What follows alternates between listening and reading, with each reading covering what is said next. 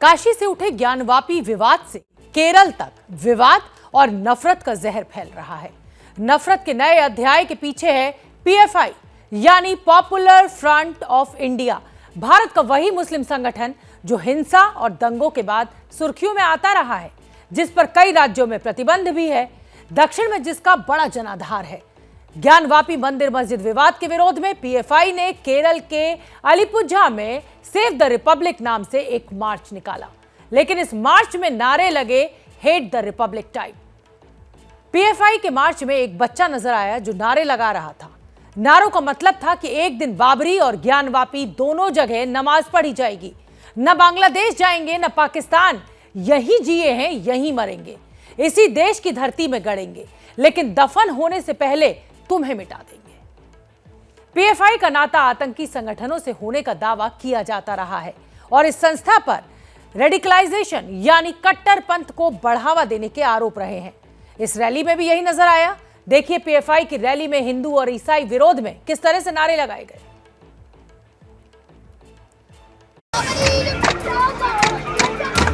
इंशाअल्लाह और बच्चों संगीगले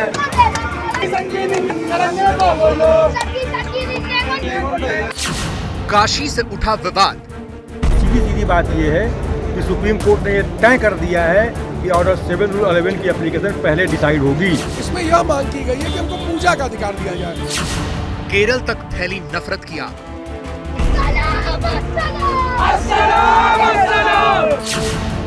काशी में वार पलटवार।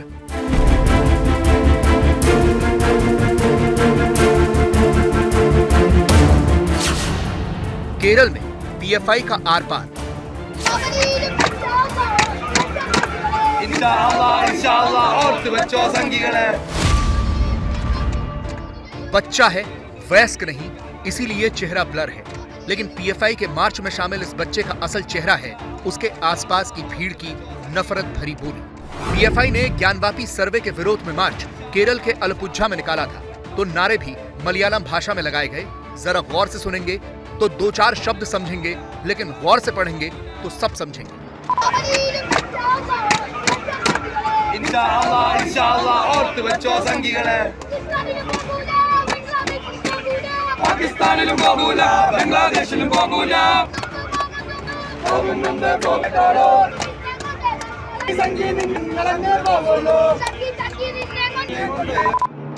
नफरत के कंधों पर सवार इस बालक के मन में घृणा और बैर भरा गया है।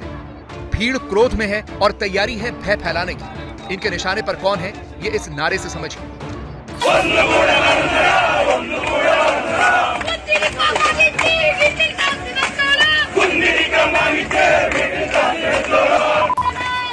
नारे में कहा गया है कि अंतिम संस्कार का सामान जुटाओ, फूल जुटाओ, चावल तैयार रखो, धूप लोबान सबका इंतजाम करो। शनिवार को पीएफआई के मार्च में हिंदू विरोध में नारे लगाए गए। नारों के जरिए हिंदुओं को मारने की धमकियां दी गई। ईसाइयों के विरोध में भी मार्च में नारे लगाए गए। गैर इस्लामिक लोगों को कहा गया कि वैसे जिएं जैसे हम आपको जीने के लिए कहते हैं। अगर केरल में रहना है तो हमारे हिसाब से रहना होगा, सभ्यता से जिएं, वरना हम जानते हैं कि आजादी कैसे लागू की जाती है।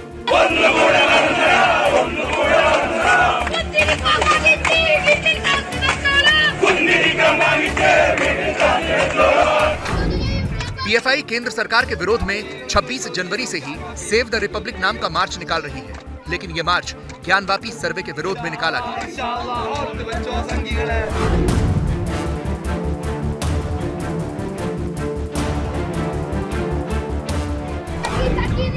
केरल के अलीपुझा का ये वीडियो सोशल मीडिया पर वायरल है और विवादित भी। हिंदू संगठनों ने पीएफआई पर देश में हिंसा की साजिश का आरोप लगाया है। हिंदू संगठनों का कहना है कि मुस्लिम समाज को भड़काने के लिए पीएफआई बच्चों का इस्तेमाल कर रहा है।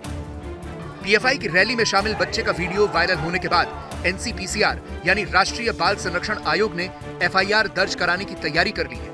इस तरीके की गतिविधियों में बच्चों को इन्वॉल्व किया जाना जुवेनाइल जस्टिस एक्ट की धारा 83 का उल्लंघन है, और जो कोई भी बच्चे को एक्चुअल चार्ज में अपने पोजीशन में रख के, अपने साथ रख के इस तरीके के काम करवाता है, वो भी जेजे एक्ट की धारा 75 में अपराध है।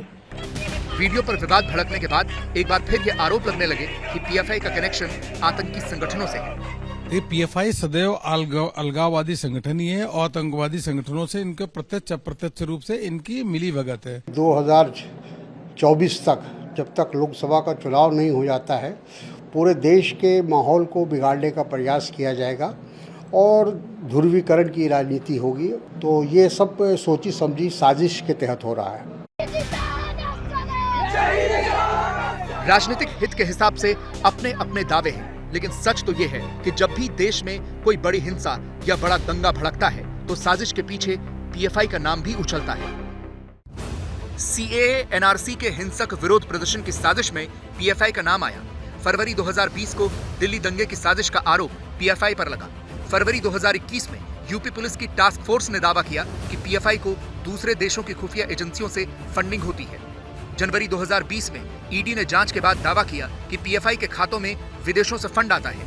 दिसंबर 2019 से जनवरी 2020 के बीच पीएफआई के खातों से करीब 1.5 करोड़ रुपए निकाले गए थे। जनवरी के महीने से ही देश के अलग अलग इलाकों में सीएए के खिलाफ विरोध प्रदर्शन तेज हो गए। कर्नाटक के हिजाब विवाद में हिंदू संगठनों ने पीएफआई पर मुस्लिम छात्राओं को भड़काने का आरोप लगाया। रामनवमी और हनुमान जयंती पर हुई हिंसक घटनाओं के पीछे पीएफआई का हाथ होने का अंदेशा जताया गया। केरल में इनकी गतिविधियां चरम पे हैं और जब कर्नाटक में भी सिद्धरामैया की सरकार थी, कांग्रेस की सरकार थी, उस समय भी कर्नाटक में पद संचलन का काम होता था और पीएफआई के द्वारा और इन अलगाववादी संगठन के द्वारा 23 हिंदुओं की हत्या उस समय हुई थी। ये तो अब हमारी सरकार भारतीय जनता पार्टी की सरकार है, तो वहां पे अंकुश लगा है। पीएफआई की अपनी वर्दी है, अपनी पहचान है और अपना एक संविधान है। उसके कार्यकर्ता मिलिट्री टाइप ड्रेस पहनकर सड़कों पर निकलते हैं। पीएफआई की बुनियाद रखे जाने के बाद से ही उसके नाम पर विवादों की एक लंबी फेहरिस्त हो गई थी। पीएफआई पर मुस्लिम समाज में कट्टरपंथ को बढ़ावा देने के आरोप लगते रहे हैं।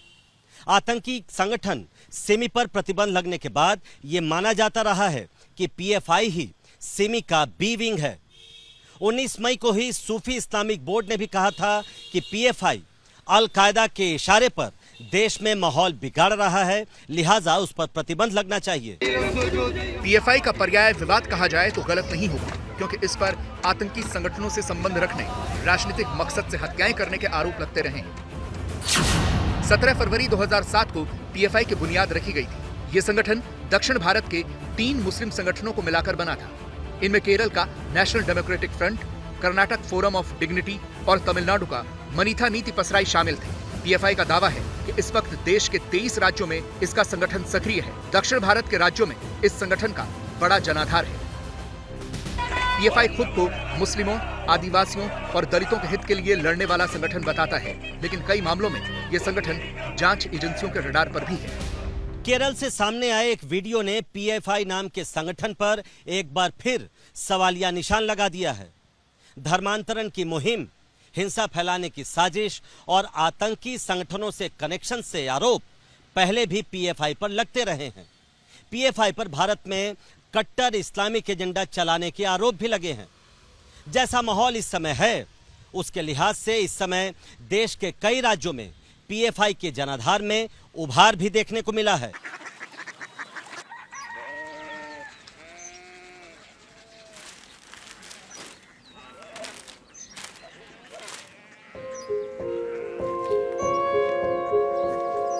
बाबा बाबा Korea city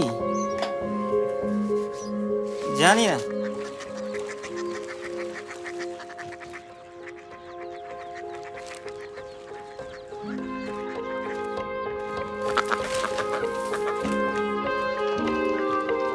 Korea city.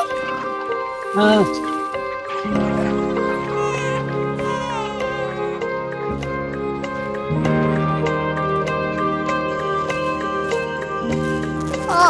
Korea city कहाँ पे है? शहर अंग्रेजी लगे हैं।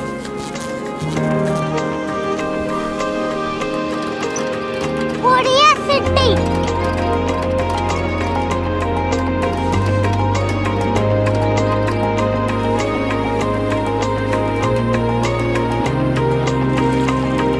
वो बहुत दूर है।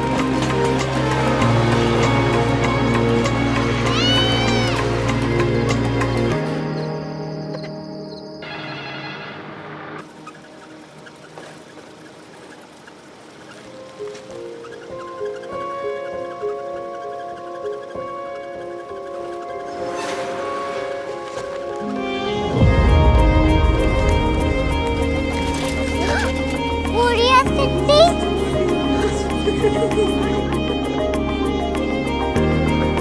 दुनिया को बोलना नहीं, कुछ लोग बड़े होते हैं। क्यूरियोसिटी कहाँ है? प्रोफेसर साहब को पता होगा।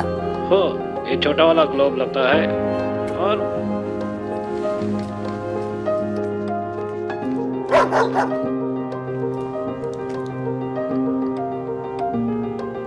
पता नहीं, मेरी बेटी से जाके मिल लो, शायद उसे मालूम हो।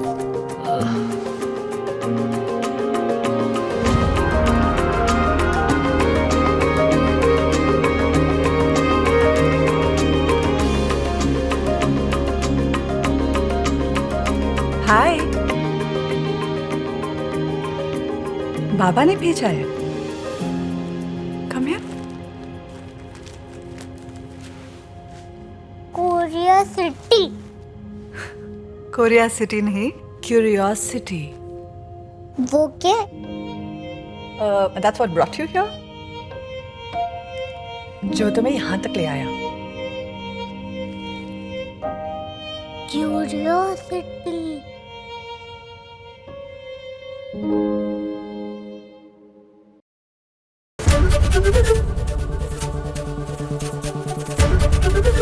एबीपी न्यूज आपको रखे आगे।